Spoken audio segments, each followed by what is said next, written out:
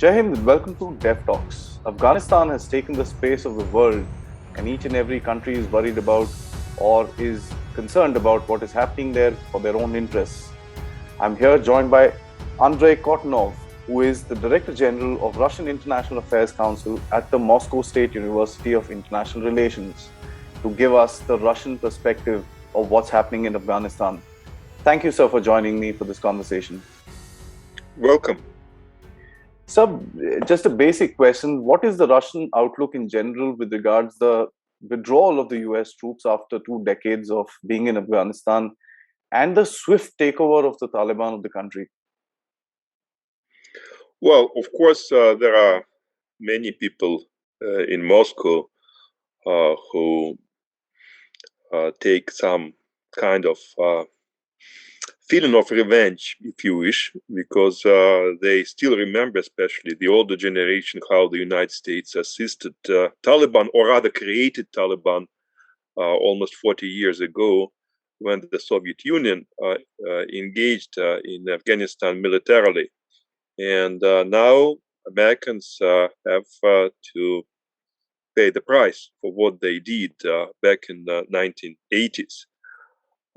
However, to be fair to the United States, I think we should not forget that Russia was one of powers that supported the international coalition in Afghanistan 20 years ago, when there was a decision made by the United Nations Security Council to authorize this military operation.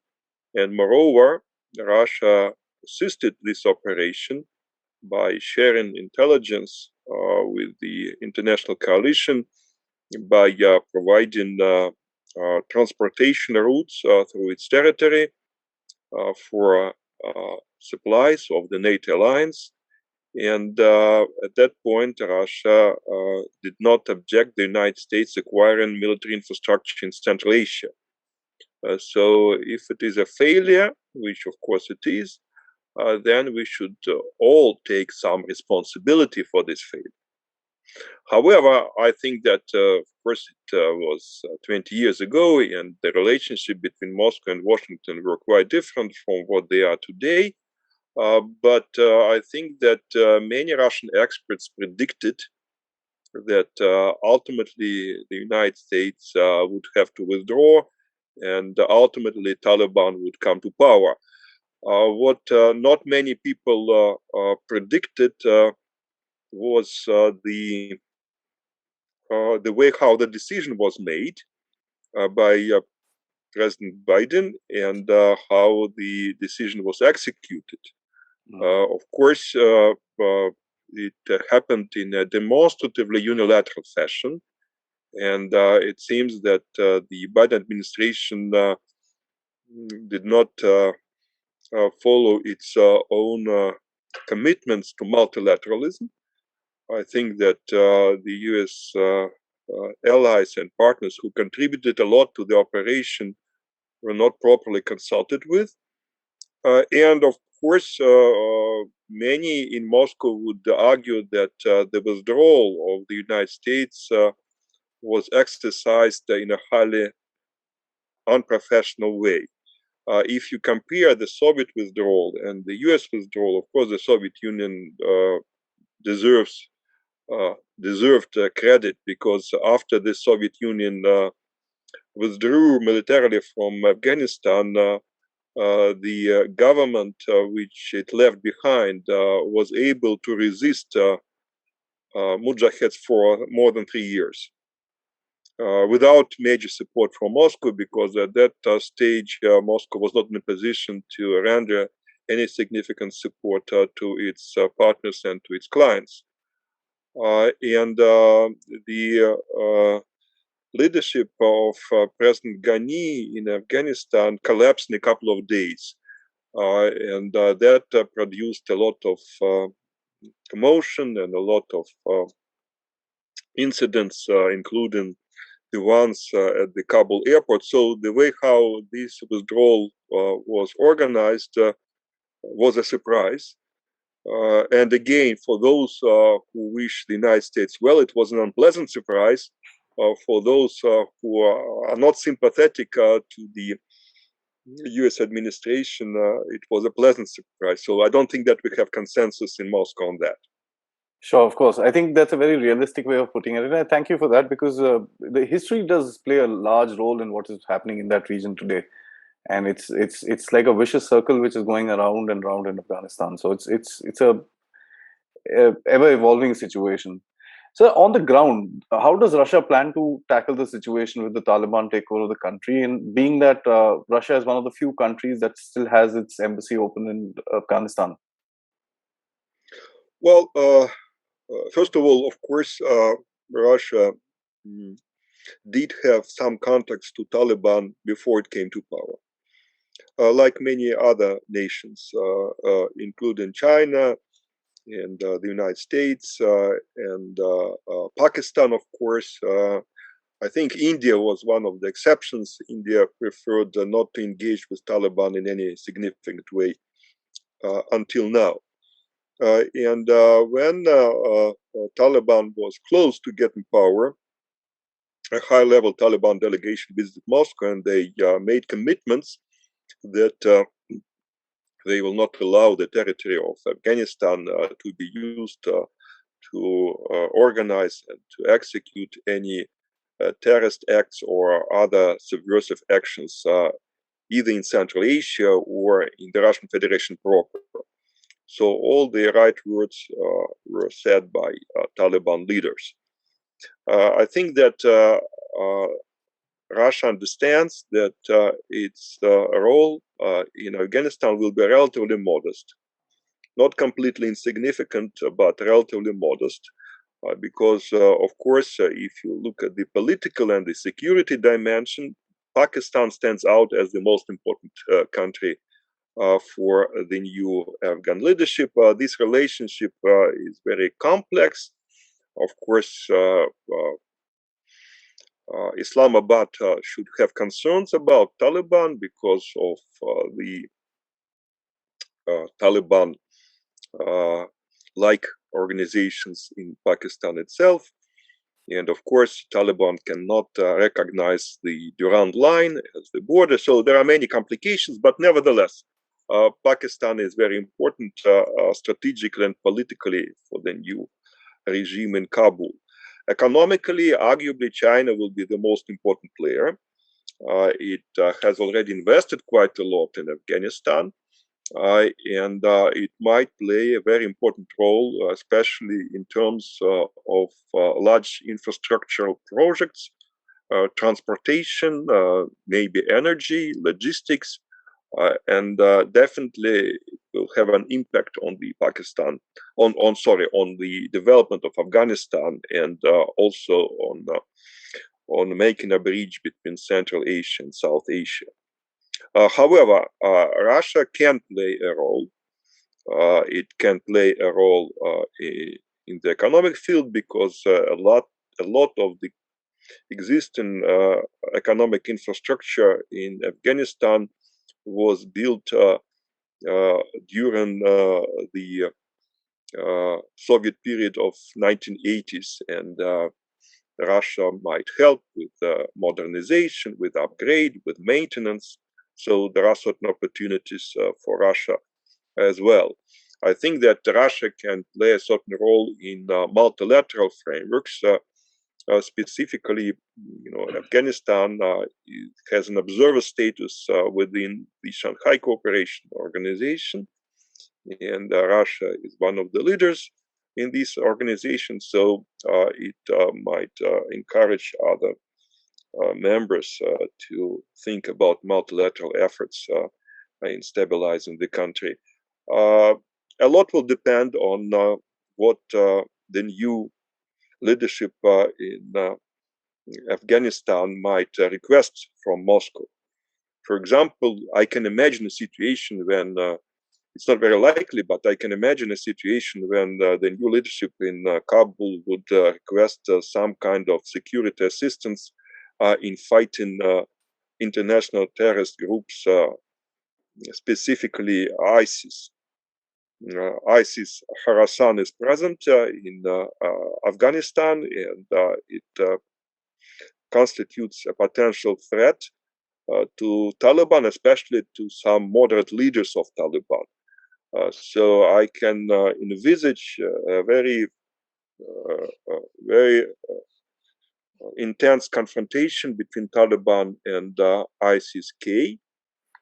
And of course, there are some other terrorist groups with which Taliban has a more controversial relationship.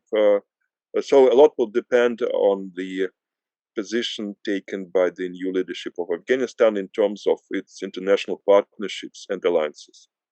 I think that's what they're looking for as well. No matter, I mean, it's the world is trying to brush away the history, but it's obviously going to be a little difficult with regards all the support that they've also provided to terror groups and various activities around the region. So, you say that the Taliban had said the right words, but we also saw the Russian military doing military drills very close to the Afghan border. This, of course, and you also mentioned about the ISIS, which is a big threat in that entire region. So, with looking at the military drills, looking at the positioning that the Russians have done on the Afghanistan border with its various allies in the region, how do you see the Russians trying to tackle the threat of Islamic terror coming into their backyard, which is the Central Asian republics, as well as the mainland of the Russian Federation? No, well, you're absolutely right. Russia intends to keep its powder dry and to enhance security cooperation with its partners and allies in Central Asia. In this particular case, of course, Tajikistan and Uzbekistan are the most important partners, and these countries will confront any potential infiltration or invasion from the south. Of course, we should think about various contingencies, starting from a major inflow of migrants up to a penetration of Islamic militants from the territory of Afghanistan. Again, it does not imply that we should necessarily expect Taliban to organize such an invasion, but under certain circumstances, Taliban will not be in a position to control parts of Afghanistan, and we can see that some ethnic groups, especially in the north of Afghanistan, might be receptive to political slogans and ideologies of other radical Islamist groups. And if that happens, these groups might have a more internationalist agenda than Taliban itself. They might be interested in a more geographically ambitious jihadist project that might include Central Asia. And indeed, in some Central Asian countries, there are dormant cells of radical Islamist organizations, and these cells might be activated at any moment.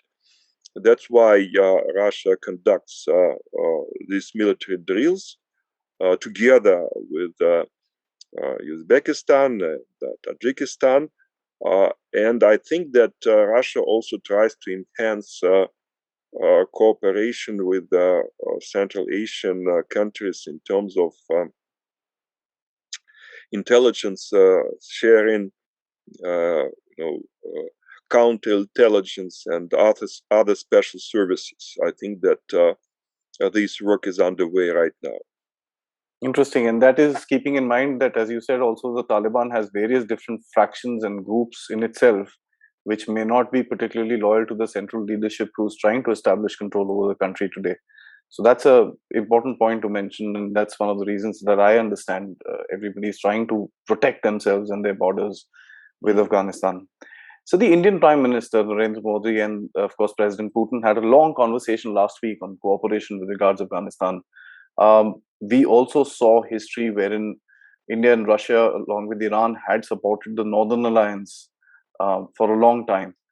Of course, there is a lot of unconfirmed reports about clashes between the Taliban and the Northern Alliance, which are coming out on social media, on the mainstream media as well.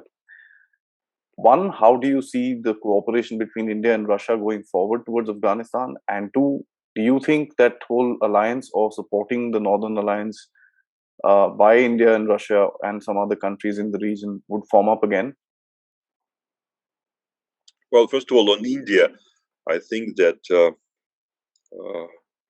Taliban has already demonstrated its intention to develop relations with India. And I think this is an opportunity that Delhi should not miss, because any leadership in Kabul, be it Taliban or another leadership, will be interested in diversifying its foreign policy portfolio, not to depend too much on Islamabad. Definitely, India stands out as a very important balancing power. And India has a lot of experience in Afghanistan already, especially if you take economic projects. I think that Indians contributed quite a lot to the Afghanistan development, and I see no reason why India should not continue to have good relations with this country, no matter what regime is in charge in Kabul. I think that for Russia, it is also very important to have some kind of common denominator between major neighboring countries around Afghanistan. Because if, for example, India and Pakistan have very different attitudes towards Afghanistan, then this clash between Delhi and Islamabad might paralyze the Shanghai Cooperation Organization. And then it would be very difficult to come up with any significant multilateral initiatives regarding Afghanistan. And the Shanghai Cooperation Organization will be forced to limit itself to very general declarations about Afghanistan. We stand for everything good, against everything bad. And that will be the end of it. So I think that a lot depends on whether we can come to a common denominator. And the Indian position here is very important. Also, what we should keep in mind is that India has also become a target of radical Islamic fighters, and there are offsprings of Al Qaeda operating. They call it Al Qaeda AQIS, in Al this. Qaeda. Yeah, that's right, exactly. And of course, India is one of the targets, and they allege that Muslims are mistreated in India. Well, you know the narrative. So I think that that constitutes a potential challenge. So I think that we are all in the same boat in confronting this type of extremism. I guess that it implies that we should more cooperation in terms of sharing information, our experience in fighting Islamic fundamentalism, preventing political radicalism in our own countries. But we should also try to make sure that Afghanistan will not turn into a failed state, because first, it is very easy to predict that the economic situation in Afghanistan will deteriorate quite fast, especially if the United States and the West take Afghanistan off the life support system, which they provide right now. We still don't know what will happen to technical assistance programs, to all these long-term loans and credit lines by international financial institutions. And Afghanistan is one of the poorest countries in the world, and if you look at its GNP, almost 40% of this GNP belongs to international assistance programs. These programs constitute about 80% of all public expenditures in Afghanistan. So if you take all this away, or most of it away, we might see a humanitarian catastrophe in the country, which, of course, we should try to avoid to the extent possible. Absolutely, I agree with you on that, because at the end of it, India has also worked for the people over there, and whatever we've done is not because of any return that we're getting in of the money that we spent over there. It's just money that we have given, and we've done the work for the people over there. And yes, there is a lot of there are historical ties between India and Afghanistan, so that's part of the game. You mentioned Pakistan, and that's something which is it's a very off topic today, because everybody wants to cooperate with Pakistan to kind of make sure that their interests in Afghanistan are safeguarded or kept alive till the time there is some sort of stability which comes along. Keeping in mind that the world also knows what the Pakistanis have been doing behind the scenes in terms of fighting a double game with the Americans, which is coming out in their media as well. Secondly, they are pretty much the host nation, and I'm not saying this because I'm an Indian, but the FATF list and everything tells us the amount of support that it gives to radical Islamist organizations, covertly, of course. How does Russia see a relationship with Pakistan in this region, keeping in mind this whole entire gambit of things that the Pakistanis have been involved with?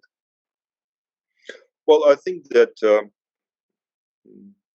Russia understands this dual role of Pakistan in the FPAC riddle, if I might use this term.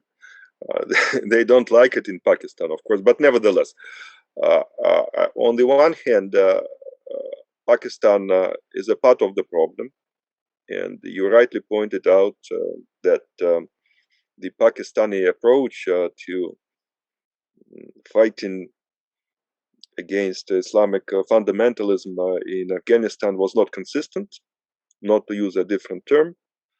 On the other hand, I think that here probably Russia differs from India. We also believe that Pakistan should be a part of the solution, because without Pakistan, it would be extremely difficult to fix Afghanistan. And of course, right now, Pakistan is the darling of the West, because many nations, especially in Europe, hope that Pakistan can absorb refugees from Afghanistan, preventing them from coming to Europe. I'm not sure that that will happen. If you look at the current situation along the Iran line, you'll see that Pakistan is building a wall to prevent refugees and migrants from coming to Pakistan. And when Taliban came to power, authorities of Pakistan immediately closed practically all the checkpoints on the border. So I think that suggests that they in Pakistan are also concerned about this infiltration. They should be concerned about various plans of greater Pashtunistan or other concepts that float around. Definitely, they have fundamentalists of Pashtun origin in Pakistan proper, who are fighting the Pakistan state. So this relationship is not an easy one. But I still believe that we should engage all neighboring countries, and that can be applied to Pakistan, and that can also be applied to Iran. Because if you take Afghanistan, there is a relatively large Shia minority there, and this Shia minority has been oppressed by Sunnis, including Taliban when it was in charge in the end of the last century. So there are problems there. Yeah. So all the nations around Afghanistan should have their interests represented without trying to interfere into domestic affairs of a sovereign nation. Absolutely agree with you. Having said that, I was listening to some experts. There was a panel discussion on one of the think tanks based in London who was talking about the fact that the Pakistanis today are trying to just get some in amount of aid for their own purposes with regards to Afghanistan. And Pakistani have been known to do something like that. So that's a little worrisome for this entire region. And I think that was voiced out by the Americans as well pretty clearly. I'd also like to ask you, we saw some amount of cooperation between Washington and Moscow with regards the Afghanistan, Afghanistan issue recently as well when both the presidents met each other. Is this an opportunity for today both the countries to kind of come together for a combined sort of a solution to stabilize the place? Well, first of all, on Pakistan, I think that to some extent we can compare Pakistan and Turkey. Turkey, absorbed a flow of refugees from Syria, preventing them from going to Europe, and in exchange, it received a couple of billion euros. And I think that that was an example that probably leaders in Islamabad are studying very carefully. Yes. So their position might be, if you want Afghans to stay in our country, you should subsidize us in a more generous way. That's my absolutely. Correct. Yes, I don't know for sure, but I can imagine that this is something which might be discussed in Islamabad. Whether it works or not, I don't know, because of course many potential refugees or migrants from Afghanistan would prefer to go to Europe, not to Pakistan again, for evident reasons. Now, in terms of the U.S.-Russian cooperation around Afghanistan, I think that definitely in my personal view, the broader we have an international coalition around Afghanistan, the better it is. For example, the international community should decide on whether it might want to sanction Taliban if Taliban does something wrong. Let's say on gender issues, or civil society, or on foreign policy. And of course, if we want these sanctions to be legitimate, these sanctions have to be approved by the United Nations Security Council. So we need to have some kind of consensus, at least between permanent members of the Council. The United States can veto any resolution. Russia can veto any resolution. The first resolution of Afghanistan, which was passed a couple of days ago, was approved, but both Russia and China abstained from voting. So they expressed some kind of reservations about the resolution, though they didn't oppose it directly. I think that it's important to have consensus in the UN Security Council, but also within other major organizations, for example, within G20. If we have a common position within G20, we can set certain conditions for Taliban to follow. Because the worst thing that can happen right now is that countries will compete with each other for influence or for special deals with Afghanistan. And in this case, our negotiating positions in dealing with Taliban will deteriorate, because then Taliban will use one country or one group of countries against another country, another group of countries. And I think that that would be wrong. Yeah. So in this sense, I think US-Russian consultations on Afghanistan are still very important. And of course, the United States has left a lot in Afghanistan in terms of the military hardware, in terms of institutions, in terms of people, and somehow, this legacy of the United States has to be taken care of. Again, I don't want to say that Russia should replace the United States in Afghanistan. I don't think it will happen. But nevertheless, I think regional powers should learn from the US experience and should try to work with the United States wherever such joint work is possible. I think that's a very balanced view, and I appreciate that, sir. My last question, about China, of course. The Chinese have been, of course, engaging with the Taliban on their own terms with regards to various different things in terms of trade, in terms of their mining, and a whole lot of other things.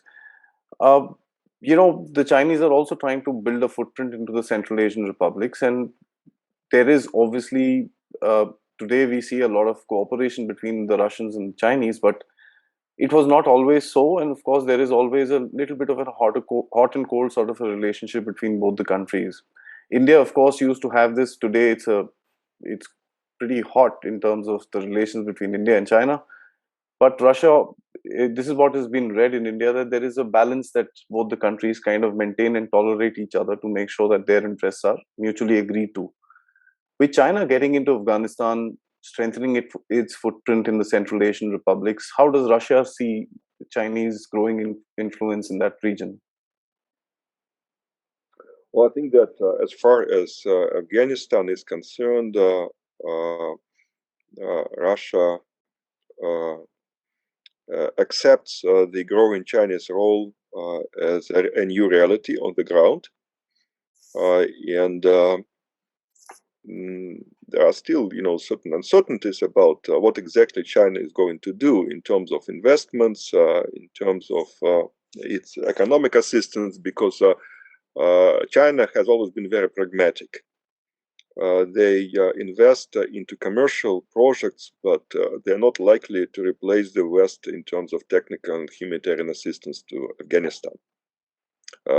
That's why, China will be important, but it should not and it cannot be the only player in Afghanistan.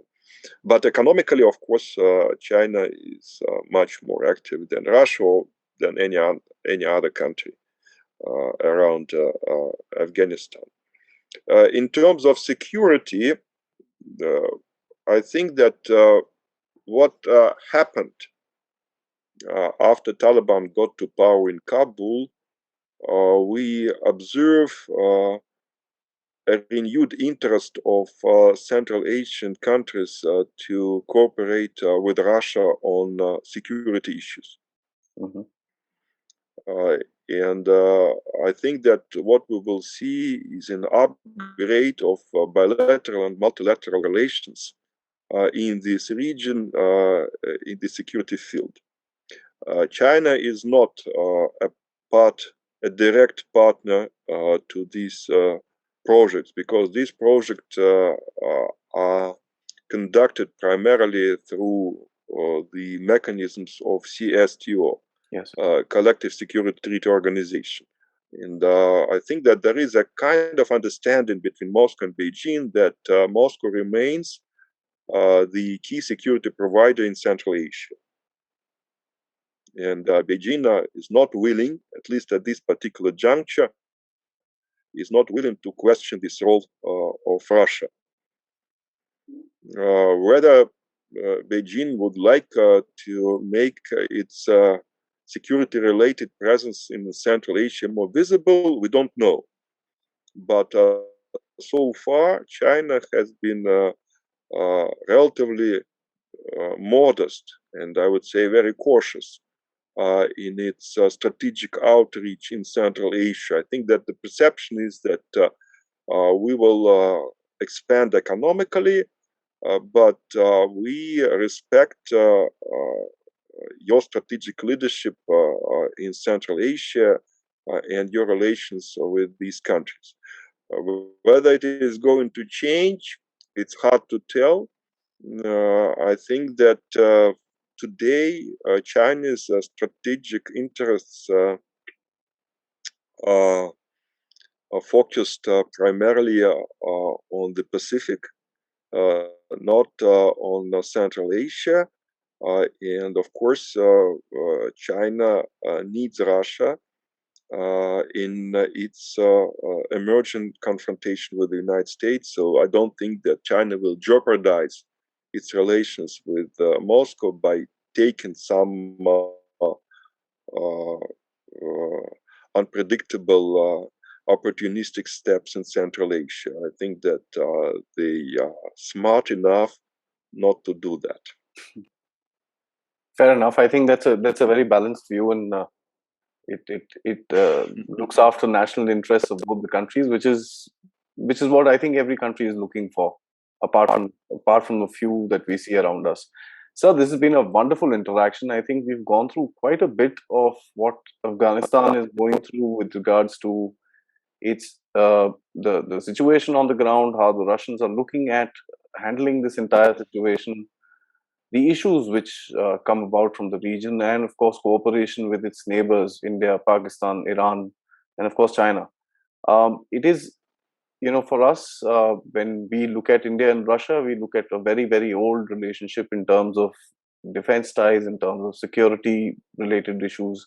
So it was not much of a surprise that when the news came out that both the heads of the state have kind of spoken, and I'm sure there is some sort of an action plan in the game. It's been a wonderful interaction, sir, and I would humbly request for another time at another space for another subject. Till then, thank you. Well, thank you for inviting me, and I am a strong believer in the Russian-Indian relations. The Indian ambassador to the Russian Federation, His Excellency Ambassador Varma, is acquaintance of mine, and we're working with a couple of Indian institutions, including the Vivekananda International Research Foundation and the Observer Foundation and the Global Affairs Council of Indian Global Affairs Council and a couple of others. So we are very interested in India, and we will continue to working with our Indian partners even more today when the situation calls for more discussions and interactions. Thank you. Absolutely. Thank you, sir, and have a good evening. Thank you. You too. Yeah, bye. Bye.